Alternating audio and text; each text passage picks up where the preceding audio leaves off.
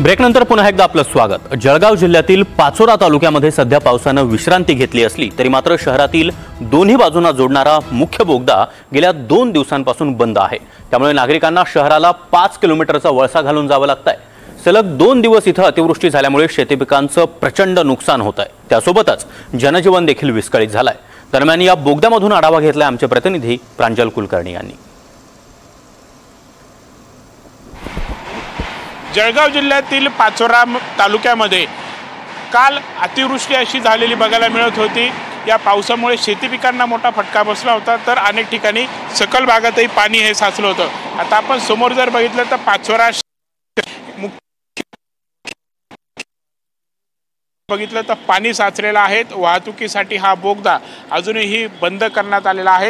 इथलं पाणी काढण्याचं काम जे आहे ते पाण्याचा निचरा करण्याचं काम सध्या युद्ध पातळीवरती सुरू आहे। एकूणच आपण बघितलं तर जळगाव जिल्ह्यामध्ये मागील काही दिवसांमध्ये जो काय पाऊस झालेला आहे त्यामुळे पाचोरा, मुक्ताईनगर, जामनेर, एरोंडल या तालुक्यांना मोठा फटका बसलेला आहे। शेती पिकांचं देखील मोठं नुकसान हे झालेलं आहे।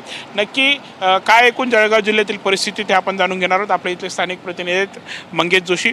मंगेश, काय एकूण परिस्थिती सध्याची, कुठे कुठे फटका बसलेला आहे, जनजीवनावर कसा परिणाम पावसाचा झाला? नक्कीच ज्या पद्धतीने खरं तर पाचोरा तालुक्याला जे आहे सलग आठवड्याभरात दुसऱ्यांदा जो आहे अतिवृष्टीचा फटका बसलेला आहे। प्रामुख्याने पहिल्या आठवड्याभराच्या याच्यात जे आहे पाचोरा, जामनेर आणि एरोंडोल या तालुक्यांमध्ये खरं तर अतिवृष्टी झाली होती। काही ठिकाणी ढगफुटी सदृश्य पाऊस झालेला होता। त्यामुळे खरं तर पाचोरा तालुक्यात मोठं नुकसान जे आहे ते झालेलं होतं आणि जवळपास 11,000 हेक्टरवर पिकाचं देखील नुकसान झालेलं होतं। खरं तर रविवारी रात्री आणि सोमवारी रात्री सलग 2 दिवस अतिवृष्टीमुळे जे आहे मोठ्या प्रमाणात पुन्हा एकदा पाचोरा असेल, भडगाव असेल, एरोंडोल असेल, पारोळा असेल या तालुक्यांमध्ये पुन्हा एकदा अतिवृष्टी झाली आणि मोठ्या प्रमाणात नुकसान जे आहे ते झालेलं आहे। ज्या पद्धतीने पिकांमध्ये जे पाहायला गेलं तर कपाशीचं पीक जे आहे हे मोठ्या प्रमाणात नुकसान झाल्याचं प्राथमिक अहवाल जो आहे तो समोर आलेला आहे। जवळपास आतापर्यंत 19,500 हेक्टर पिकांचं नुकसान झाल्याचा प्राथमिक अहवाल जो आहे तो समोर आलेला आहे। त्याचप्रमाणे नदीकाठीची काही घरं होती त्या घरांचं देखील मोठ्या प्रमाणात नुकसान झालेलं आहे। जिल्ह्याभराचा जर विचार केला आठवड्याभरात आतापर्यंत 2 जणांचा मृत्यू झाल्याचा माहिती जी आहे ती प्रशासनाने खरं तर या अतिवृष्टीमध्ये दिली आहे।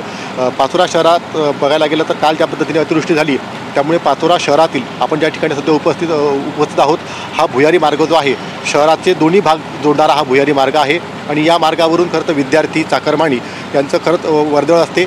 मात्र सततच्या पावसामुळे जे आहे त्या संपूर्ण भुयारी मार्गात ज्या पद्धतीने आता पाणी साचलेलं आहे त्यामुळे गेल्या 2 दिवसापासून हा भुयारी मार्ग बंद असून नागरिकांना, विद्यार्थ्यांना जवळपास 5 किलोमीटरचा फेरा मारून खरंच आता या ठिकाणी जावं लागत आहे। आपण बघत आहोत ही एकूणच जळगाव जिल्ह्यातील परिस्थिती आहे। अजूनही पावसाचा अंदाज जो आहे तो जळगाव जिल्ह्याला देण्यात आलेला आहे। त्यामुळे एकंदरीतच आता जनजीवन जे आहे ते कुठेतरी सुरळीत येत असल्याचं बघायला मिळते। मात्र पुन्हा जर एकदा पाऊस झाला तर नदीकाठची गावं असतील यांना देखील प्रशासनाने सतर्कतेचं आव्हान हे केलेलं आहे आणि पुढे देखील नदीपात्रातून नदीपात्रामध्ये देखील विसर्गामध्ये वाढ केली जाणार आहे आणि नागरिकांना प्रशासनाकडून सतर्कतेचा इशारा देण्यात आला आहे। कॅमेरामॅन विकी पवारसह प्रांजल कुलकर्णी, NDTV मराठी, पाचोरा, जळगाव।